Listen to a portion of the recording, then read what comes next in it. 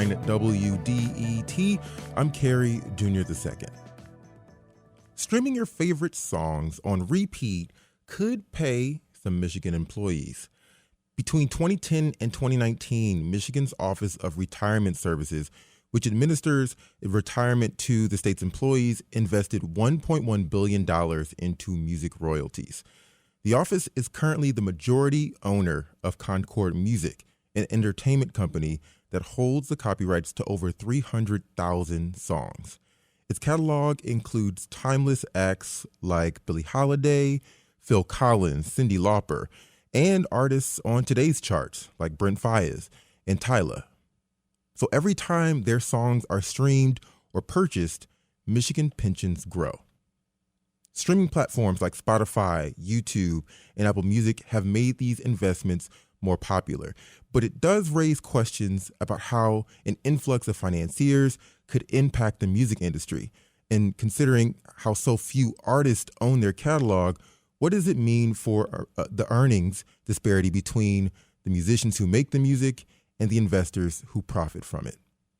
Helping us sift through all of this is Clayton Durant. He is the founder of CAD Management. It's an entertainment and music consulting firm and an adjunct professor of music business at New York University. Clayton, welcome back to the Metro.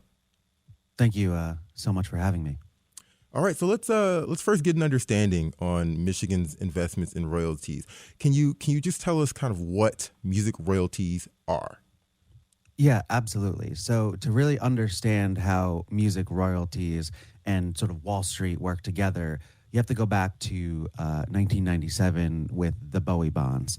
And essentially what David Bowie did, he was the first artist really in history to securitize future royalty income, raising about, at the time, $55 million through Bowie bonds. And so what essentially this was it was a securitization that was backed by 25 albums worth of future royalties into a fixed income security. And at the time, it was rated A3 by Moody's and was actually bought by Prudential Insurance Company. At the time, the Bowie bonds paid about a little under an 8% interest and matured over about 15 years and was eventually, totally paid off. And it really sort of proved the thesis that this cultural IP could actually act and perform like a traditional asset. And so, what you're actually, seeing is that these artists are making money off of two different types of copyrights. First is the composition, right, which is your lyrics and your melody.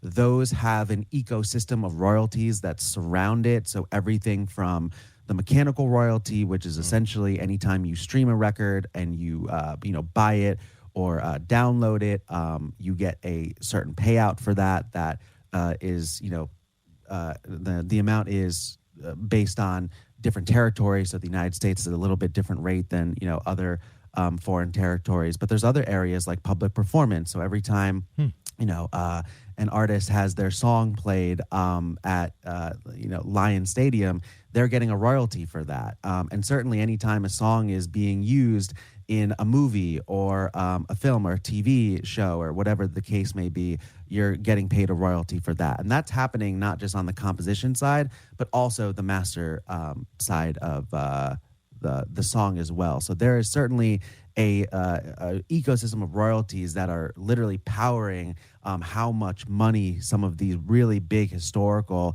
and both frontline catalog songs are able to make and be able to return for investors. Okay, so real quick, you talked about how David Bowie himself started this in 1997. He was the first one to kind of get his music catalog to become an asset and make profit off of that. Just want to make sure I understand this. How was he able to, with the music itself, how was he able to do that, essentially? And what possibility is there for artists today to do the same thing? So essentially how he was able to do it was he just put it in an asset-backed security, right? And it essentially mean that investors were purchasing a claim of future royalties of the songs. Now, you have to understand, back in 1977, there wasn't streaming, right? All of the consumption was happening on the physical side, right? And then there were certainly, monies that you were earning off of airplay and public performance and some other areas like sync.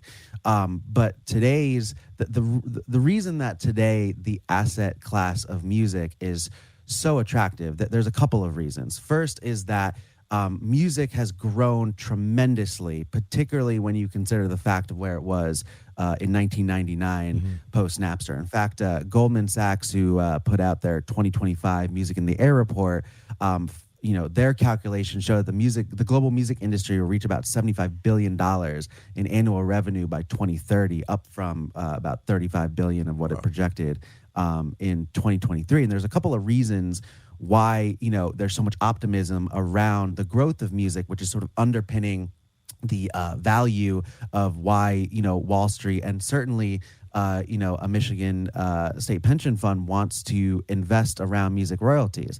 The first of that is there's more paid subscribers for music than ever before.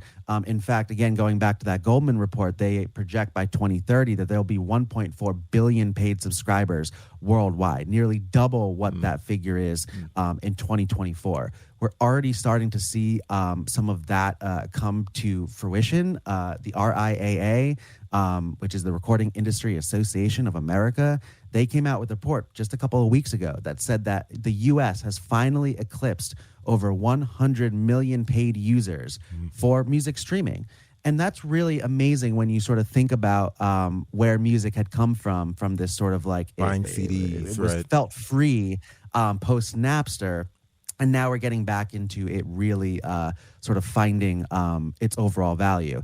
But another thing that's really driving this sort of certainty of these assets is also that there's a huge diversification of where this money's actually coming from. So take, for example, say something like TikTok, right?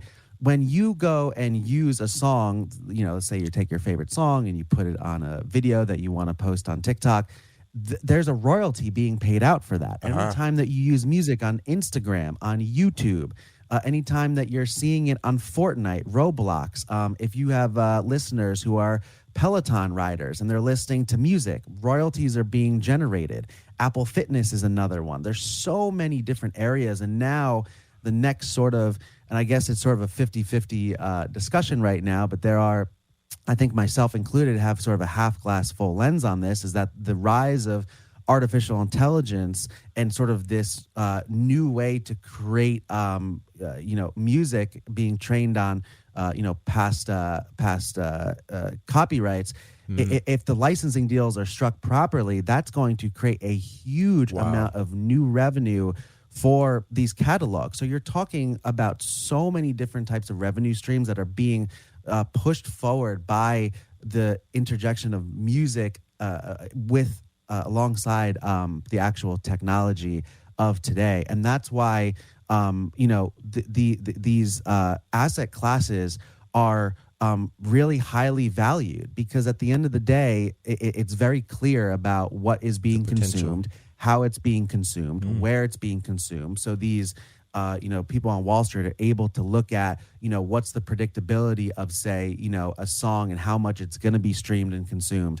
Are there particular times of the year in which a particular catalog or a particular song is going to see an increase? You can look at something like Mariah Carey and her catalog, particularly around Christmas time, right? Real quick, and Clayton. You see her, really bolster up from there. I'm curious to know, because you're talking right now about the renewed kind of interest in these types of assets because of all of the potential ways that people can identify that songs will be played in a bunch of different ways. And these assets make money off of the fact that they, own the publishing, potentially the masters, and make royalties off of that.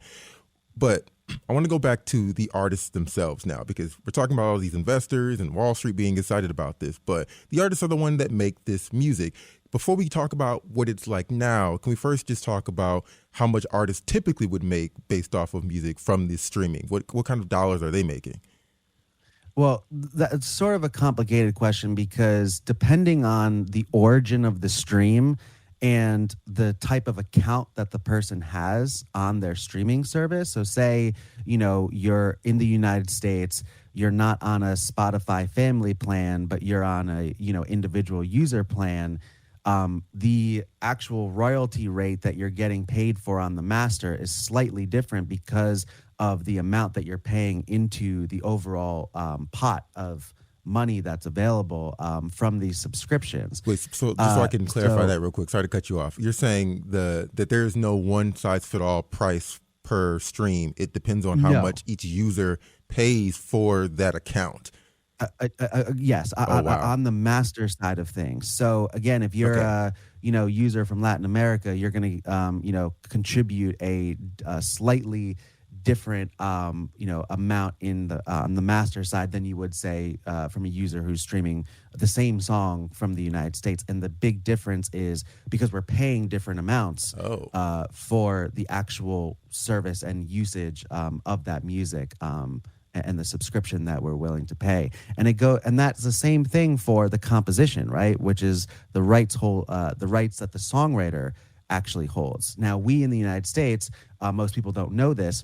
The mechanical royalty is actually dictated by the Copyright Royalty Board, which is part of the U.S. Copyright Office and the U.S. government, and so every year they meet with the publishers and the streaming companies, and they negotiate what these mechanical royalty rates are.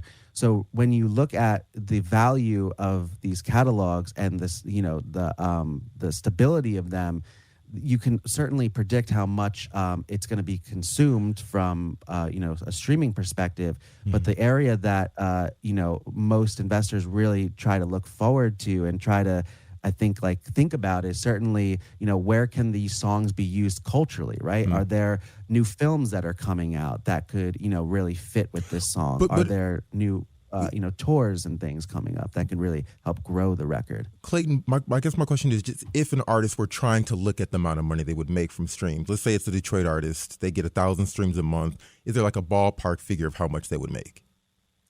I mean, about 1,000 streams a month. If you own, say, both the master and the publishing, and you're, self-controlled on both of those sides, you could probably expect anywhere between, $100 to $200. But again, it all depends on, really where those streams are coming from.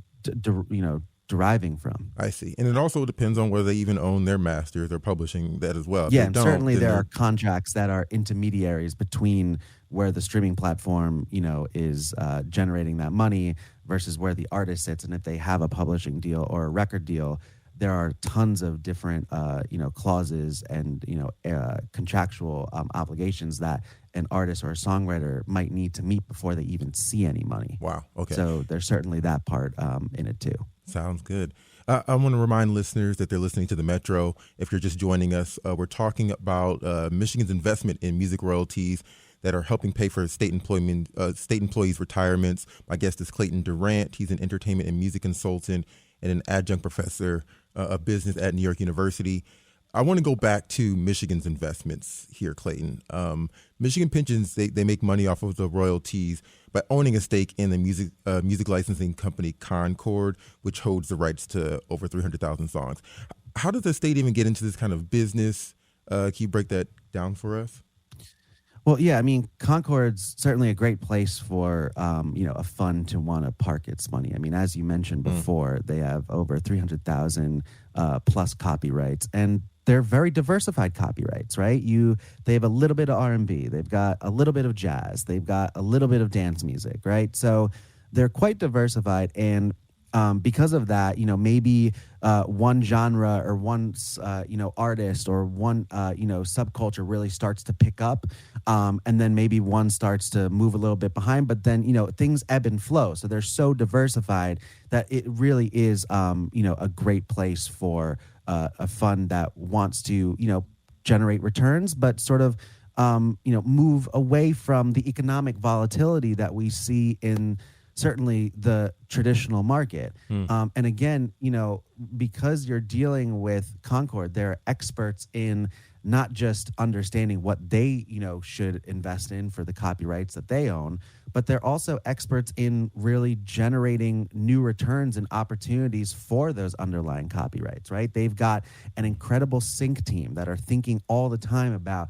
how to, place these 300,000 copyrights in, like I mentioned, different films, different, licensing opportunities with new apps or, fitness brands that are coming out or whatever the case may be. And they're thinking about how to interject this music into these moments, not to just, drive consumption at the point of where the music consumer is streaming their music, but they're also getting money for those licensing deals, thus, making money for the pension fund and making sure that investment is very strong and stable. And how common is this? Are other states doing the same thing where they're investing in their pension funds to get royalties?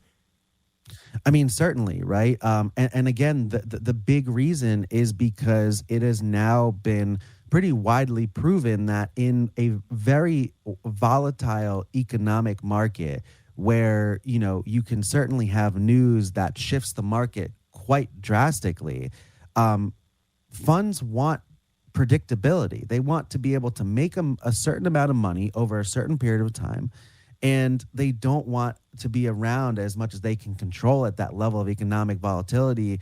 And so music royalties provide this sort of like clear, transparent, and predictable, and also that uncorrelated to the regular sort of level of economic volatility, with a strong yield and return. And that's ultimately why both, Michigan's pension fund as well as other states are parking their money in these places. And it just goes to show that, no matter how, good or, bad the economy is, people still stream music. And music is one of those cultural pieces of intellectual property that, really survives any type of economic volatility. And that's what investors like.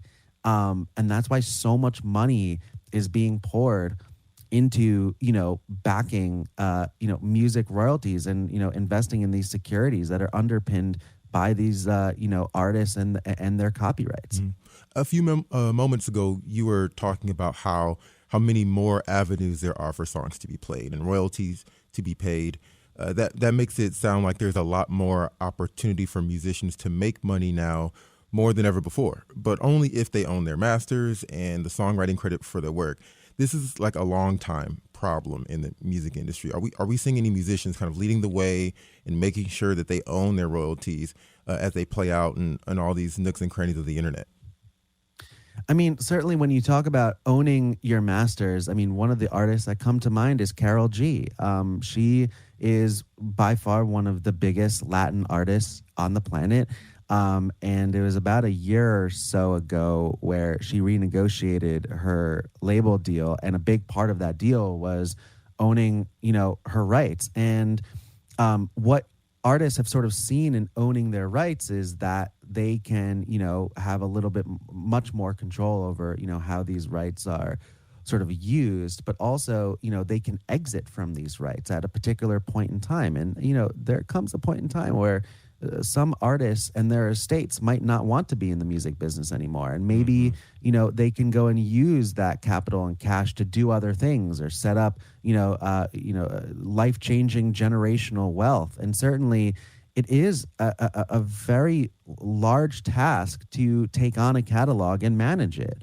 And sometimes, estates might not want to do that, or they don't have, people who are interested in doing that. And there's a lot of factors as to why, these artists might want to sell. Certainly a big factor of that is where the capital gains tax sits. If it's higher, people might not want to hold on to those assets, but if it's lower and they can get more, cash and they won't have to pay as much to Uncle Sam, certainly it increases the likelihood of people considering it. And again, you look at somebody like Bruce Springsteen, who maybe 10 years ago, I don't think anybody would have ever thought that, he would have sold his catalog, but the market conditions were right. The price was right. And he had a huge exit at more than $500 million. So certainly setting up the type of generational wealth that is going to last many, many lifetimes. I do want to note though, you named some pretty big major artists, so I don't see, it doesn't feel like maybe some smaller local artists will have that opportunity at the same scale. So there actually are marketplaces right now where artists at the smaller to mid-level scale can sell their rights.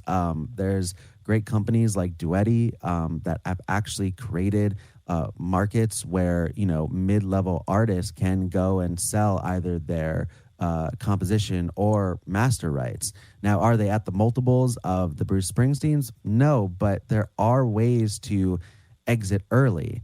But again, it really depends on, how an artist is thinking about building their wealth over time. And it does take time to build fandom and really scale out records and find those times of where you can actually generate that hit. I mean, when you look at the best new artists on these award shows, most of these best new artists have been in music for like anywhere between 6 to 10 plus years. That's true. So it does certainly take time. But if an artist needs cash and they have a record that's moving at a moderate scale, there are marketplaces right now where you can do pretty much exactly what Bruce Springsteen did, and you can get a multiple for what your streaming residuals are. And it definitely is providing. It's helpful to know now the different avenues that interact with our everyday life that we all experience, where we hear all this music, but we don't necessarily know that it's doing anything for the artist. To know that, at least for Michigan retirees now, that this catalog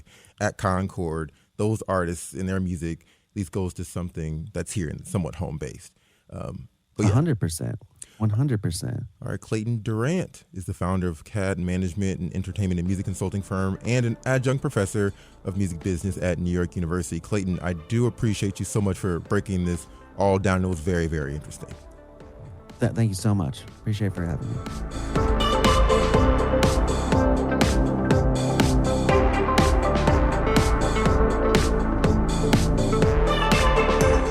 All right, coming up, a local nonprofit that aims to eliminate domestic violence from society is calling on the men in our communities to join their efforts. Stay right there. We'll be right back on the Metro.